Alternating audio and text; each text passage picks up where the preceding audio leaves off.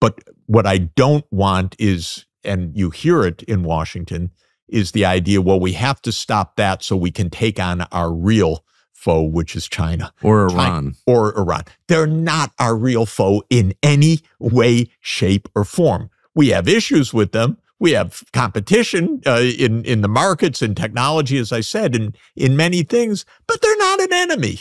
And there's no reason for them to be an enemy. And so it's exactly the same logic. Except on the question of Taiwan, I think there are a lot of people who maybe haven't thought it through who feel like preserving Taiwan's sovereignty, to the extent it has sovereignty, I guess, is a core American interest. What's your view?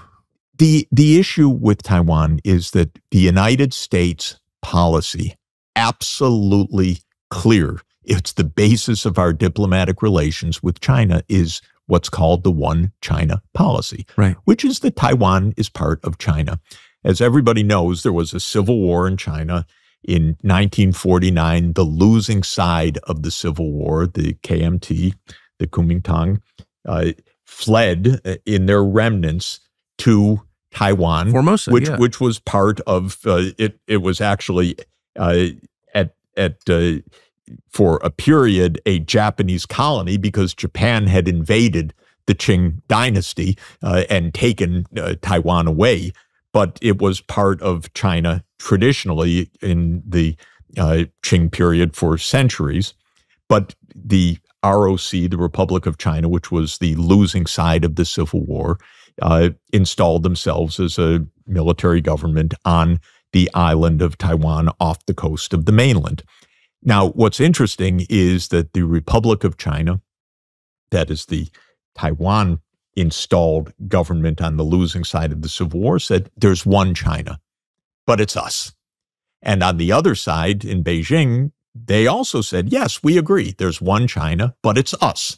And so there wasn't a disagreement of whether there's one China or two Chinas. There's one China according to the Republic of China and according to the People's Republic of China, People's Republic of China being the mainland, the place with the 1.4 billion people. When the U.S. normalized relations with the People's Republic of China, it said we do so on the basis of a one China policy, that Taiwan is part of China. But the understanding was that there are two systems, because Taiwan has developed now, actually for more than a century, partly under the Japanese imperial rule and then later under the KMT or the Kuomintang period, into a market-based system, and China was not yet a market-based economy at the time, so one country, two systems. And we said there should be peace across the Taiwan Straits, so that the two sides should resolve their differences amicably, which to my mind is a perfectly sound and achievable standard. So our policy is that there is one China. China's policy, by China I mean the mainland, there is one China, and lurking in China's mind is don't break us apart, because we had enough of you, the outside world, breaking us apart from 1839 to 1949, trying in every which way to dismember us, to invade us, which was done repeatedly, as I mentioned earlier. So China's position is, yes, there's one China.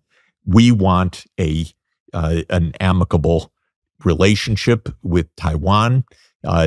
We have accepted two systems and that principle, but we don't want the United States or anyone else provoking secession, independence, a war across this narrow straits, because both sides understand that there is one China and we should not be divided. But in the U.S., because it's part of our deep state ideology, it is provoke, weaken, create divisions, badmouth, name call, support insurgencies, which we do. I hope no one's shocked about that, but that is standard CIA ops. So there is part of our government which spurs secession or independence movements in Taiwan, which would lead to war. Absolutely. And I tell my Taiwanese friends, and I have many Taiwanese friends, don't become the next Ukraine. Don't let the U.S. create a disaster in your neighborhood. The worst words from the United States are, "We have your back." That's what we told the post-coup government of Ukraine in 2014. That is 600,000 dead caused by that kind of idea.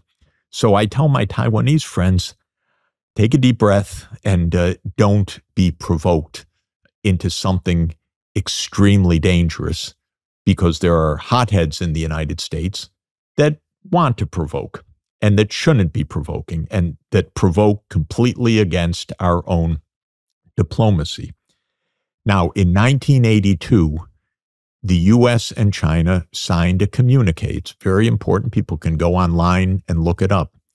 And it was a statement by the United States that said, we have no intention to arm Taiwan for the long term. We are providing arms for Taiwan now because historically we backed Taiwan, but now we have established diplomatic relations with PRC, but we have no intention of doing this for the long term. In fact, we will taper off our arms support for Taiwan, and it will come to an end. That was 1982. That's like so many things the United States promises and then reneges on. It's essentially the same as the promise that was made to Gorbachev and to Yeltsin in 1990, 91, 92, that NATO would never enlarge. In other words, we say things, we sign documents, we make communiques, but we regard them as opportunistic moments because we want our complete freedom of action. In my view, our smart diplomacy would be very straightforward. We would not have what we call strategic ambiguity, which is a term that is so wrong-headed in my view, but it is meaning we won't say what we'll really do about Taiwan, and what we really feel will keep the other side guessing. Oh, why? So that we have an accidental nuclear war? What do we want them? What is the purpose of what that? do we want them to guess about exactly? What I would like us to say very clearly is, of course, we support a one China policy. We will not arm Taiwan over the opposition of Beijing, not only because it's one country and we should not arm parts of another country over the opposition of the government that we recognize, but we understand it's incredibly provocative to do so. But on the other side, we and the world community expect China, in the government in Beijing and the government in Taipei, in Taiwan, to work amicably so that there is no military attack by China on Taiwan. And there is no reason in the world why they would do so if it's understood that it is one China and it's a matter of working things out. What about the argument you often hear that Beijing wants Taipei because of TSMC, because of the semiconductors that the world needs, that AI will need in order to become, a driver of the new world economy, et cetera, but that's the prize, semiconductors in Taiwan, and we cannot allow mainland China to have them? Well, so many things. First, that supply chain will not be disrupted by the mainland for us and our needs as long as we don't provoke a war. So from one point of view, we have a circumstance in our country that we design advanced microchips, but we don't produce them. And that was a decision that went back to the 1970s, where we basically decided as a matter of policy, not just at the industry level, but at the national political level, that we would outsource production to Korea, to Japan, and then in Taiwan. This came from a very clever person, Morris Chang, who established the Taiwan Semiconductor Manufacturing Corporation, TSMC. So nothing about TSMC per se is at stake in this. Actually, it is the case right now that the U.S. is imposing sanctions on TSMC exporting advanced microchips to China. I don't support that policy at all. I think that the idea of doing it is wrong-headed and provocative and not actually in anybody's interest. It's part of the U.S.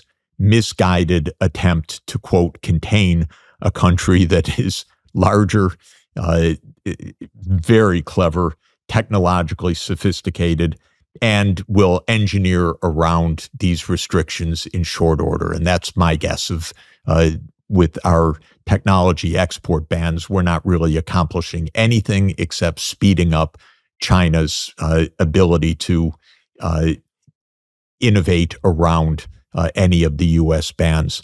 So I don't see TSMC as really an important part of this story.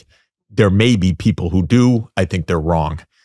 I believe, and that's the point I'm trying to make, if we don't provoke, if we treat China as we should, as another great power, as, by the way, a really great civilization with lots of wisdom and lots of history and lots of beauty and lots of culture and lots that can be shared with us, as a great manufacturing power, but not one that is out to go conquer the rest of the world, because China is not. We will have perfectly fine relations. China will continue to develop.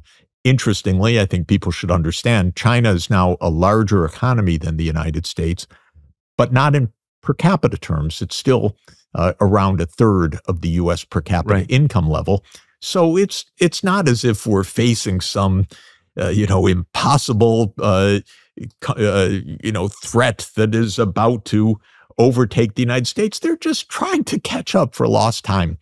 They're trying to develop. They're doing an excellent job of it. They're very clever. They're working very, very hard. They're working very long hours. They're saving and investing a lot. They're building a modern economy, and all credit to them as far as I'm concerned. They're doing it the right way. Saving, investment, education, innovation, and catching up, which they needed to do after a really horrible 150 years, basically. So everything you've said for the last, I don't even know how long we've been sitting here, but last, hour and a half or whatever, hour and 20 it's been, I've never heard on NBC's CBS, read the New York Times. I mean, these are all ideas and perspectives that are just missing from big media outlets in the United States. You've been banned from those outlets after spending a lifetime on them. So the only reason that we're able to have this conversation is because we're doing it on social media, on alternative media. It seems to me that if you're running a regime, a government that has really unpopular and destructive policies, you have to shut down these kinds of conversations. We just saw Pavel Durov, the founder and owner of Telegram, jailed in France. Unbelievable. It is unbelievable, but it's also believable. No, but it's so crude and so disgusting and so dangerous, of course. So, but it also strikes me as like a harbinger. I mean, that looks like the future to me. Will there be a free exchange of information 20 years from now? It's a big question. I was on a show with someone that I've liked and known, and you know him as well, and that I've admired for decades, Dmitry Simes, who's a Russian American who lives sometime in the United States, sometimes in Moscow. He was a young advisor to Richard Nixon, who, by the way, had a lot of intelligent ideas about relations with China and relations with Russia that I admire more and more in retrospect as well. But Dimitri Simes' home was raided by the FBI, and I found it especially unnerving because I was on his show by Zoom. His talk show, very serious discussions about how to avoid nuclear war, the kinds of things we're talking about, and they're raiding his house. And of course, we're seeing more and more of that all over the United States. We know, you know much more about it than I do, but we know, and your phenomenal interview with Bobby Kennedy also explained a lot of it, how much is being shut down on the social media, how the government basically leans on platforms that are trying to get some normal discussion going on. I don't know how much I'm supposed to say about it, but I think I can say that one of my favorites, Judge Napolitano, who I discussed these issues with, had his YouTube account closed for a week because of something that a guest said. That suddenly they told him that's one strike. Do that again, that's two strikes. If it happens the third time, you're off permanently.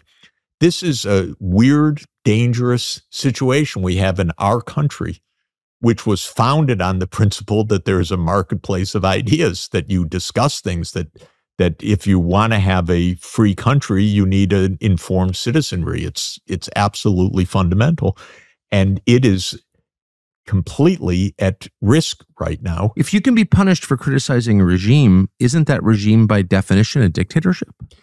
We are, in any event, it has to be understood, the American people have only the slightest say and slightest knowledge about what our government does abroad. The American people have more knowledge to some extent about what it does at home, but what it does abroad has been deliberately made highly secret and confidential for decades. And so some of it is obvious and in broad daylight, but all denied when it does it. I talked about the U.S. role in the coup in Ukraine in February 2014. That is a covert regime change operation, according to the technical jargon. We do that for a living. This is how the U.S. operates. Dozens and dozens of overthrows of foreign governments. I've seen many close up because I'm an economic advisor. I'm not a military advisor, but presidents say things to me, or I see with my own eyes these occurrences, but none of it shows up in our domestic discourse.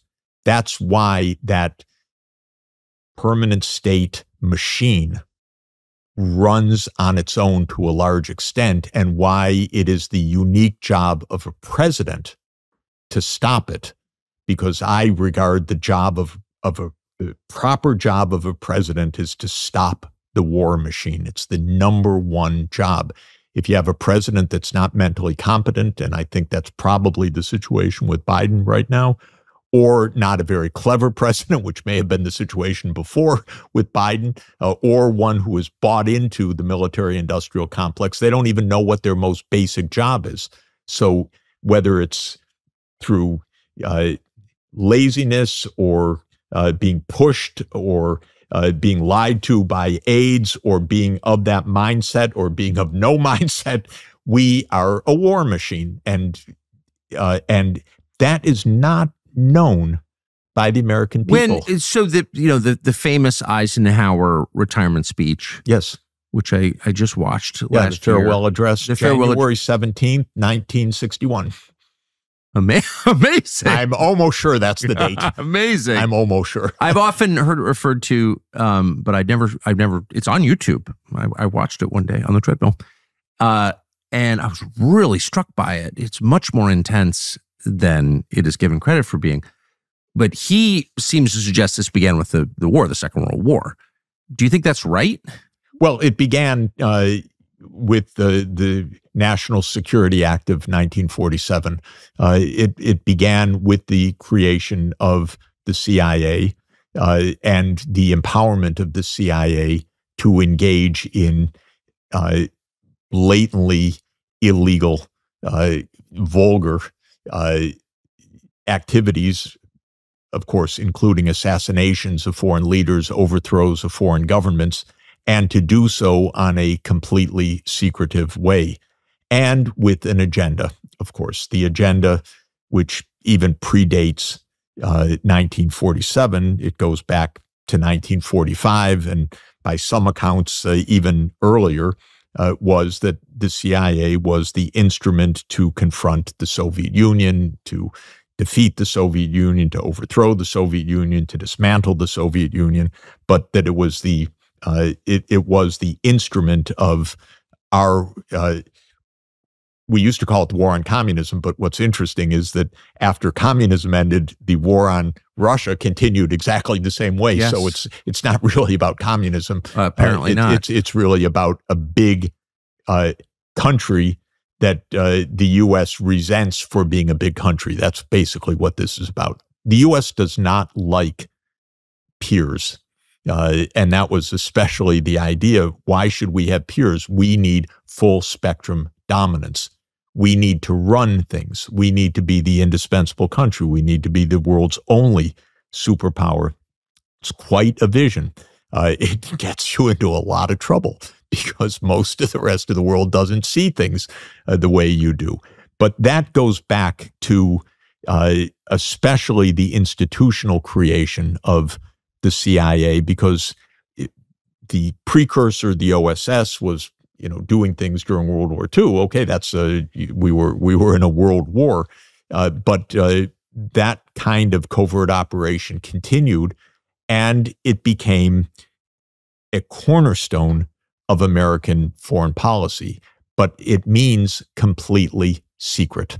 And it sort of took over the whole government, though. By being completely secret, you can do things that are absolutely unbelievable. And, I think you believe, but I certainly believe that the CIA had its role in the coup in the United States in 1963, which was the assassination of President Kennedy. I think that's confirmed. I mean, it was confirmed by me, by someone who saw the documents. The implications of that are so profound. Not only was it a murder most foul, as Bob Dylan said in that incredible song that he wrote about it, but it, in a way, marked the end of our democratic institutions, because the presidents after that, maybe they are afraid for their lives. Maybe they are absolutely paralyzed.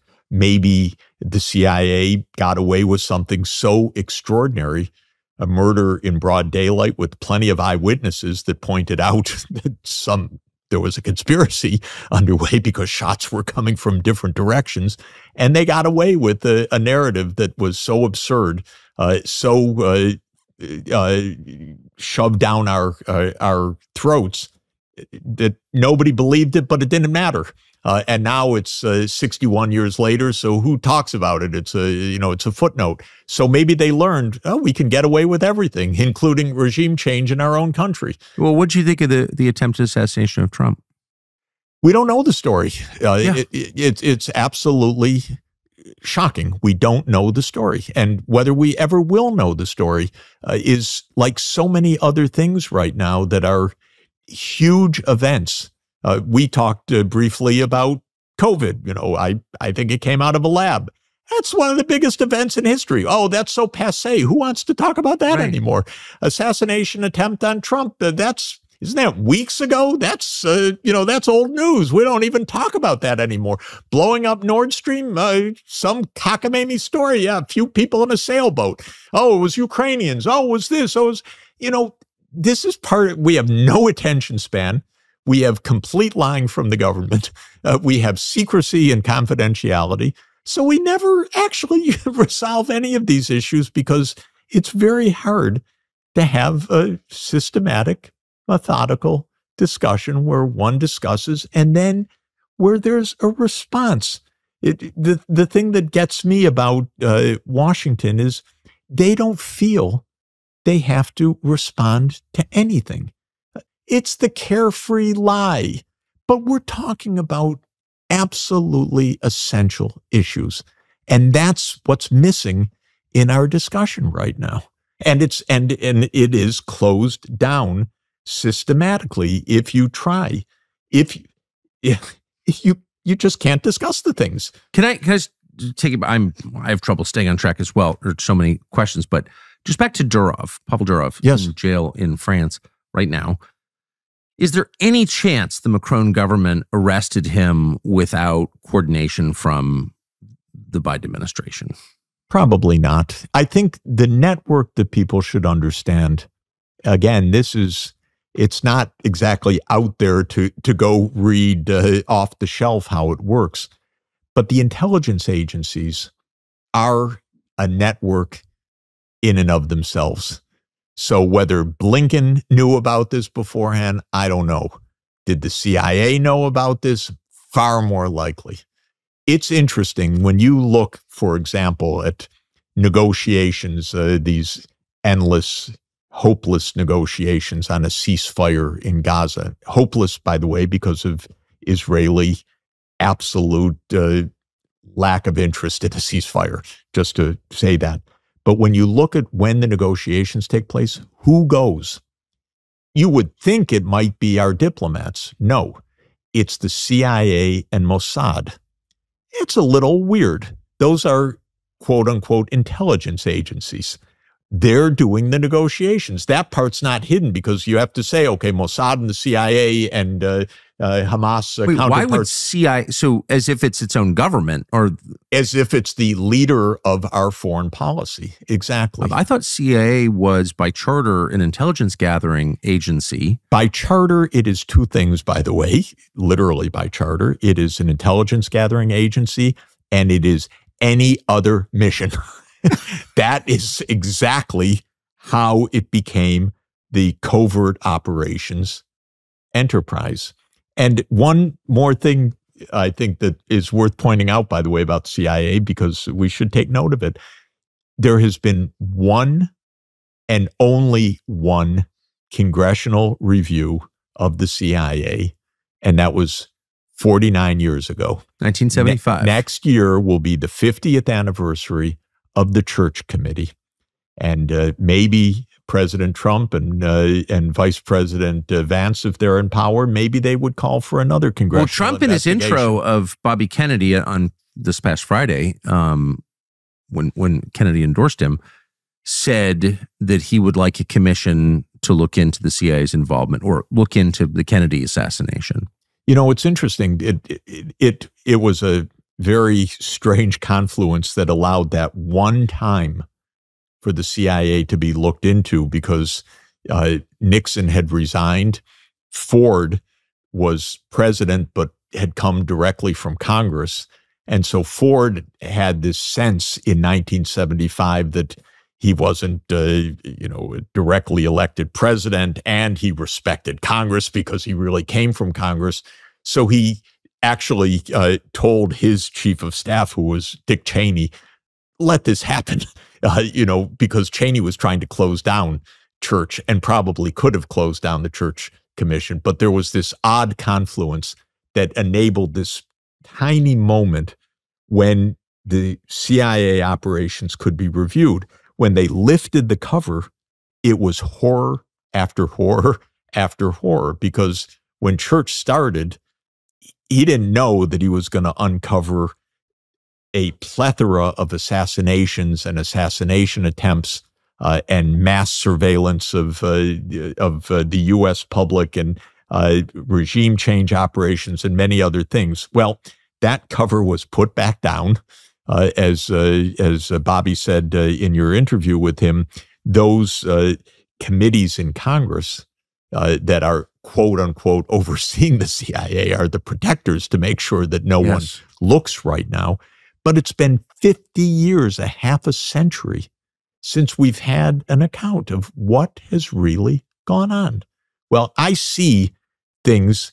I don't like what I see, and I don't see them because I'm because somehow it's my area of knowledge or responsibility. I see them on the side, like when the president of Haiti told me one day, Jeff, they're gonna kill me. They're gonna take me away.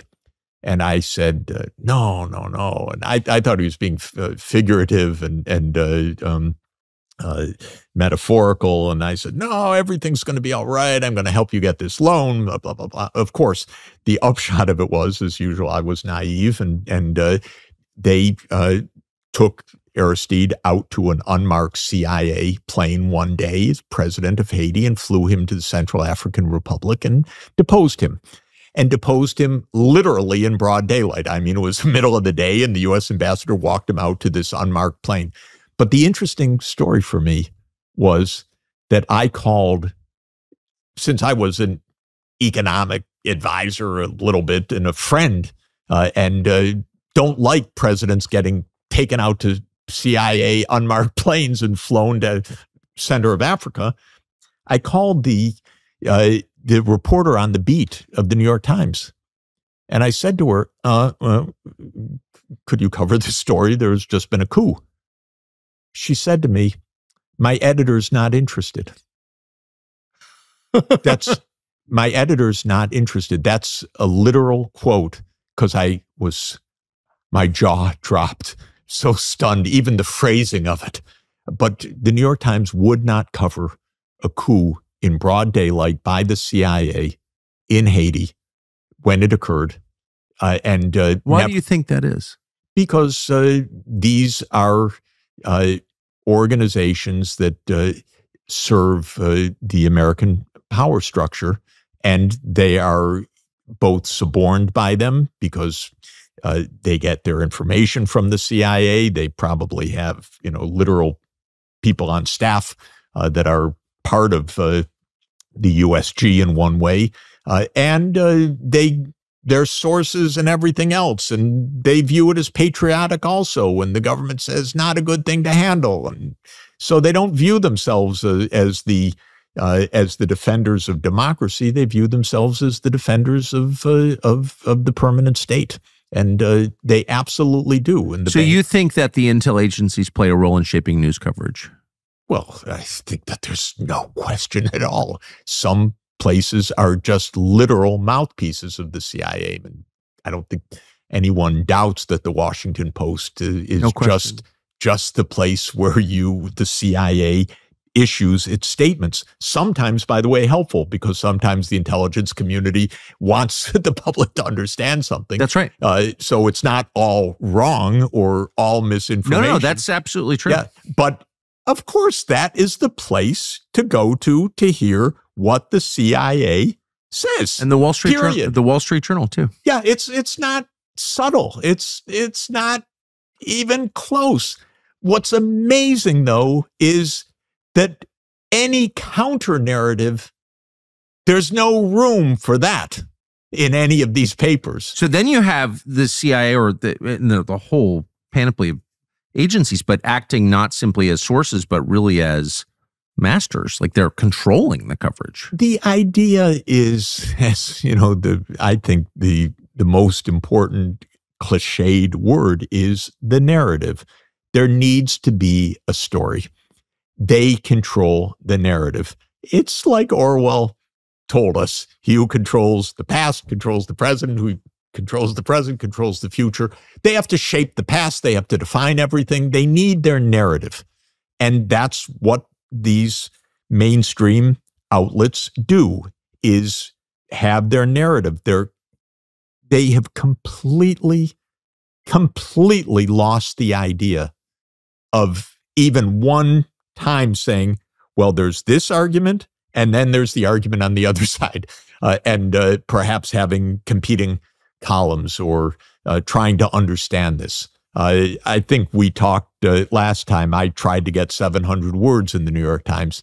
I got up to the point where they actually edited my piece before they killed it, but they would not run a 700-word story from someone who knows, I think, about as much about the Ukraine crisis going back for more than 30 years as I'd say most of the people that write for them. and they're not interested in any other side. There's a narrative. And so that is how it works. The narrative does not have to be believable, by the way. Most of the time, it's not believed. The Warren Russia blew up the Nord Stream pipeline. The Warren Commission was not believed by the American people. Most Americans believe that there was a lab leak that caused the pandemic. Most Americans, I would suppose, believe that the U.S. blew up Nord Stream, or certainly had its role in it. So these narratives are not believed, but they buy enough time that the attention goes away and you get onto something else. It's just a way to make sure that there's no need to answer anything, no accountability. That's what this is about, not convincing people of outlandishly weird stories. The lone gunman who killed President Kennedy when everyone's pointing in another direction, and the count of the bullets says something else, and blah, blah, blah. No, you don't have to believe it, but you need to be able to say something for long enough that something else comes up and that you stop talking about the previous thing. And it's extremely dangerous, because what it means is that beneath that, it's not to convince people, it's to have the ability to do what you want to do and know that you won't be held accountable for it. I do think, though, a wrinkle in the program, a huge problem for the people who've been conducting their affairs this way, is alternative media. Absolutely. Which went from being really niche and kind of far out and not credible to being It's the only place you can find information. Exactly. So Judge Napolitano, for example, yes, who's a really sweet man. Yep. I worked with him, lost his last job. Yep. I don't know if he's ever said that in public, but I know. He's a terrific guy. I saw it. Absolutely terrific. He lost his last job for having views on foreign policy that were not consistent with what you were supposed to say. He got fired for it. And so he winds up doing his own little tiny thing on YouTube, and all of a sudden it becomes a real thing.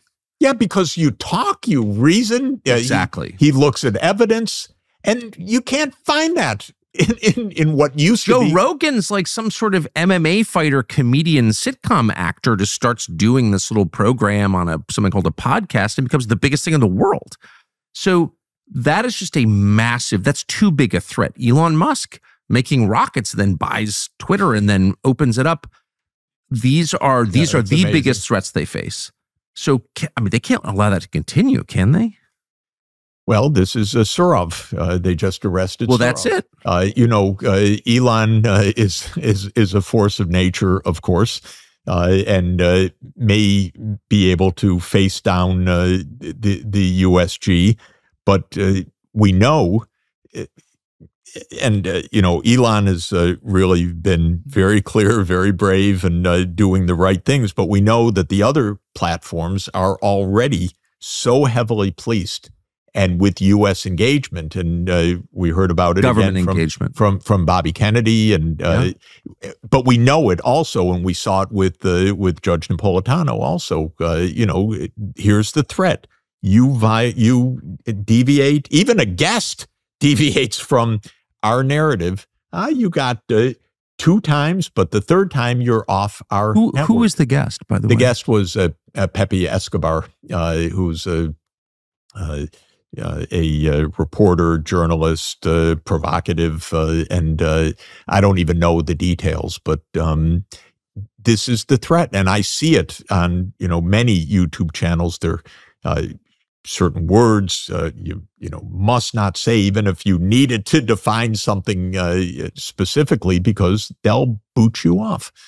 And this is already clear now that we're seemingly getting to the next stage of ransacking houses and other kinds of threats. It's it could be that as all of these foreign policy strategies, this hegemonic strategy doesn't work and is unraveling on many fronts, maybe the proponents of that are doing their own kind of escalation to keep things in train. The interesting thing is, I think there are three main points that we're seeing right now. One is the foreign policies of failure. So it doesn't deliver, whether it's fair, unfair, right, wrong, lied. It just doesn't work. It's gotten the United States into trillions of dollars of failed wars. Everyone can see this. The American people do not back our foreign policy at all. So that's, I think, one point. Second, we're seeing politicians that are starting to say, no, we've got to do something a different way. So that's extremely important.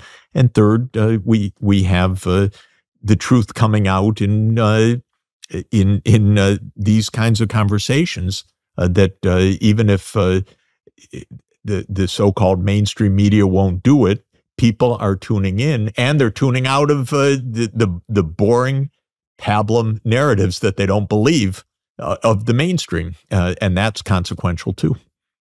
Actually invited you to come talk about the economy since you are an economic advisor. Yeah, once in a while.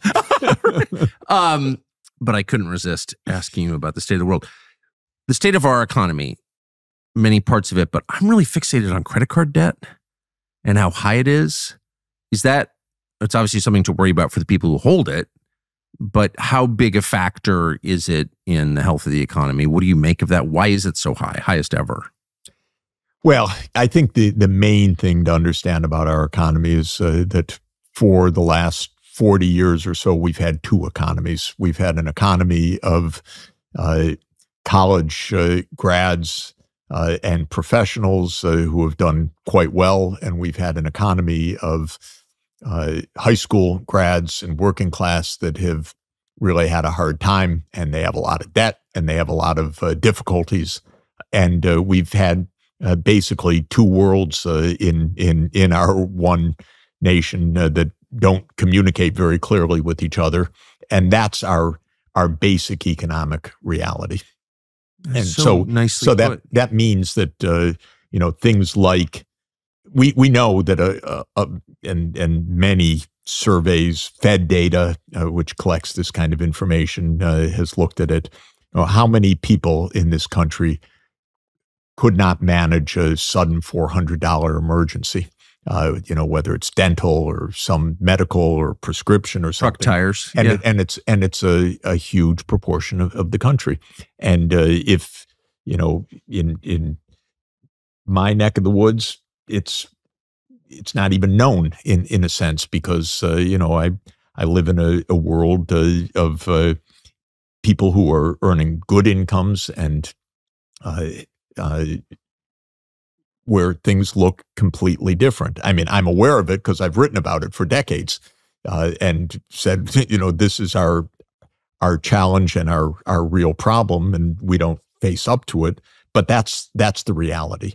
So the credit card debt is not the professional class out on big binges. It's people trying to make ends meet and can't necessarily put food on the table for the family, can't face a medical emergency, of which we have a rising number of part of our population that is experiencing that. And that's our real situation. We don't deal with it. We don't talk about it very clearly. Clearly, our politics has, in a more and more clear way, organized along this lines. And the irony is the Republican Party became the party of the working class, and the professionals became, or the Democratic Party became the party of the professionals. And that was a kind of flip over time.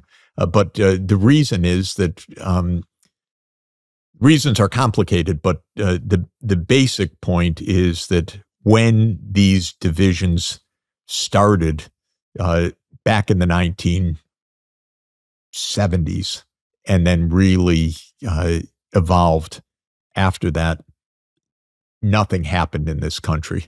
And so working class voters who were voting for the Democrats in the Franklin Roosevelt era through Kennedy and Johnson felt more and more, well, this party doesn't do anything for us.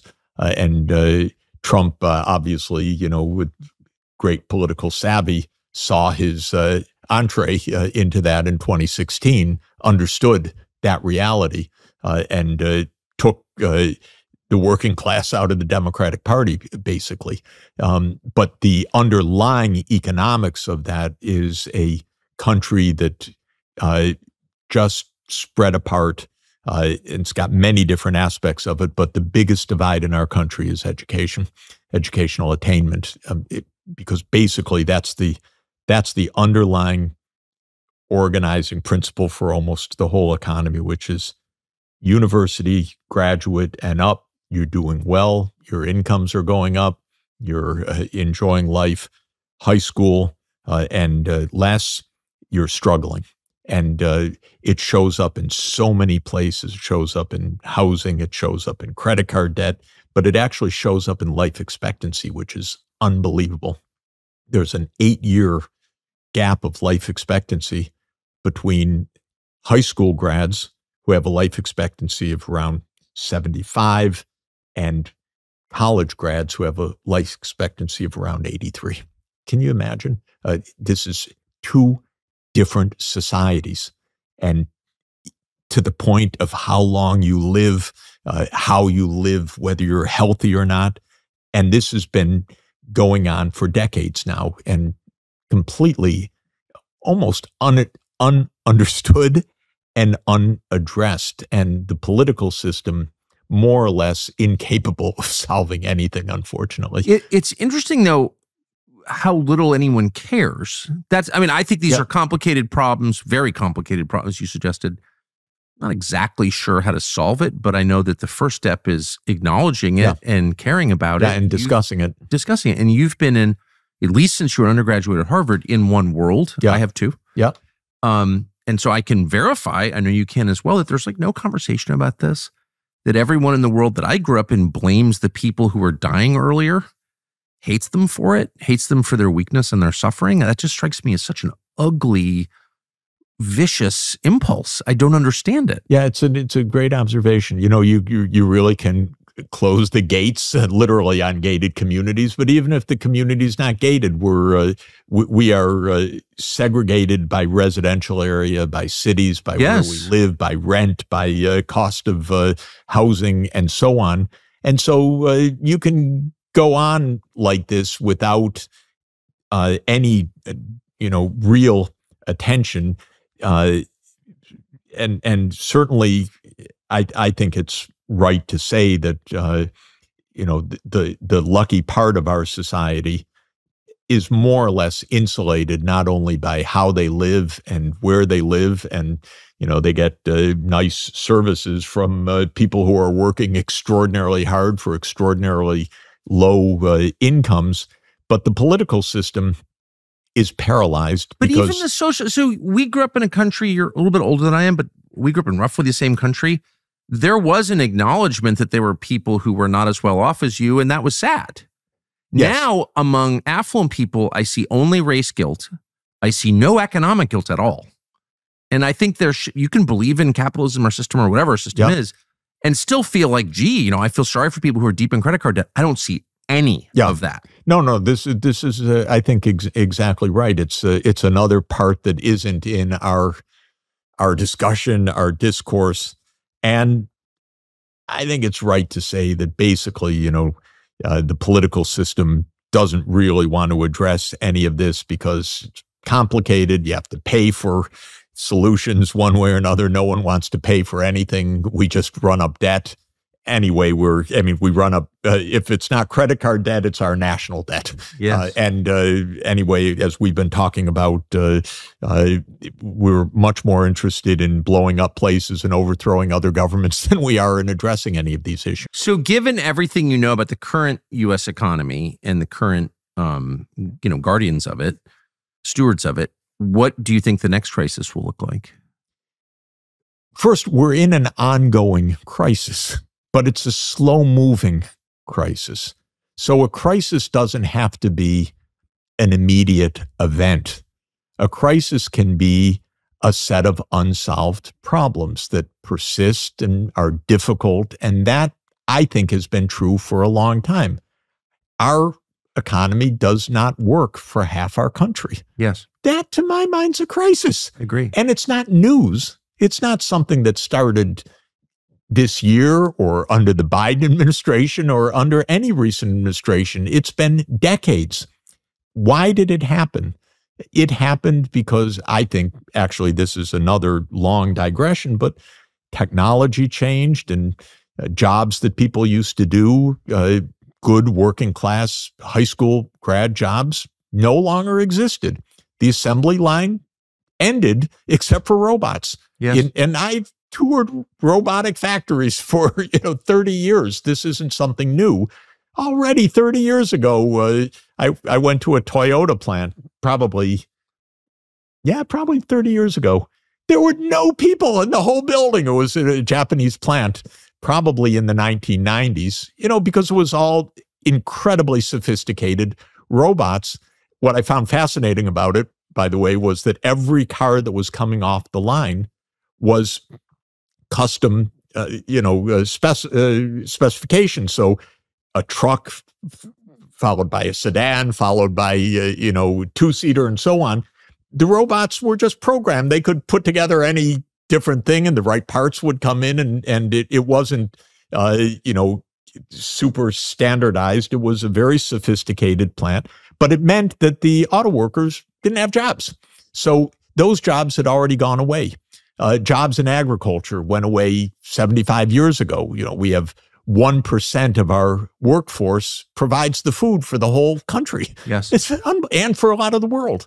1%, because agriculture became so mechanized, so proficient, and so on. And when I spoke to a farmer a few years ago, he said, yeah, I still like to ride the tractor. Of course, I read a book when I do, because the tractor drives itself. It puts the fertilizer on the field exactly in the right places. Everything is geographically specified and so on. But the point is the fundamental technology of our world changed already 50 years ago, not just with the ChatGPT. This is a long, ongoing story.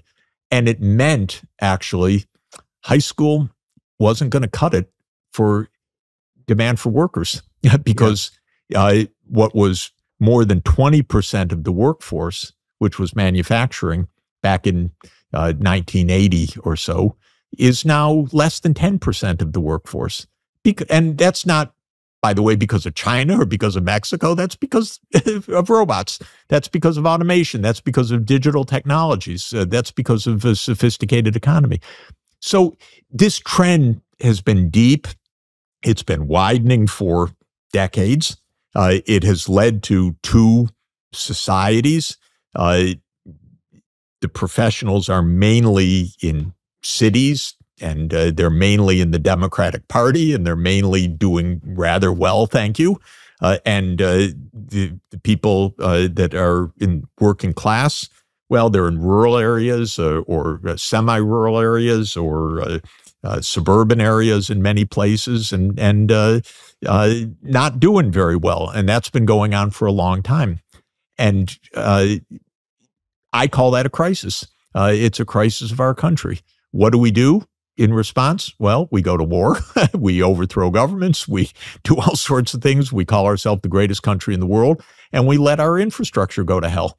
And we didn't address these issues, and we didn't face up to the question of, how to share better, or how to address these challenges in a more effective way, or what are we going to do about it? What are the underlying trends? And now we're going to face a new wave with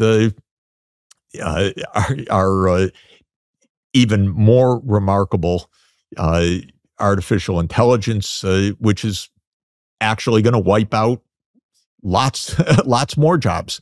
And that's going to be a very, very big deal. And this time, a lot of professional jobs, by the way, because, frankly, if I need to find sources or to look at what's been written about a topic, what used to take me, and I was hired to do it, days or weeks to, go through journals and literature and books, I can do in 1 minute now on just asking a question to my favorite chat program. And so this is going to cause even more disruptions. It also means, interestingly, of course, that a few people who own these platforms and systems are, getting a wealth that is simply beyond any imagining and any prior experience in the history of the world. I looked up as I was arriving today's net worth of the top 10 net worth people of the United States. So with Elon, number one. You know what? Or not of the United States, of the world, because I think one is foreign, I think maybe of the top 10. You know what? The 10 richest people, 10 people, just 10, what their net worth is today? $1.7 trillion. 10 people. This is a funny world. You got tens of millions of people who can't pay the bills, can't fill a dental appointment, can't fill a drug prescription. You have 10 people, many of them really creative, by the way. But even if you're really creative, Elon, I think today, and I love Elon for lots of things, and know him and admire his genius. But he's got 200 billion something bucks. It's interesting. The economy is changing in fundamental ways, and it's bifurcating may not even be the right word. In other words, dividing in two. It may be dividing in even more fractured ways. And we need to figure out what we're going to do about that as a society. And we're not figuring that out. And also, because of the way our political system works, we don't want to do anything that would cost anything, because government doesn't accept war. Government doesn't want to raise any revenues, even on people who couldn't use their wealth in a million lifetimes. So we're a little bit stuck. And all of this, the reason I mention all of this is that normal economics, the way we discuss this issue is as bad as the way we discuss the wars and everything else. It's at an extremely superficial level that is all about, will growth be 3.1% next quarter or 2.9%? Or is the economy in a slow patch, or will it pick up? Where the deepest changes of our lives are underway, where technology is transforming everybody's jobs, everybody's lives, where if you don't have the right kind of job, you're living 8 or 10 years less than your neighbor that has the right kind of job, that's the kind of society we have right now. And those are issues that are really important, but where do you discuss them? You're not going to hear about that on the campaign. You're not going to hear about that in almost all of the financial journalism, because financial journalism is mainly about what will the markets do? Will the Fed raise interest rates, lower interest rates?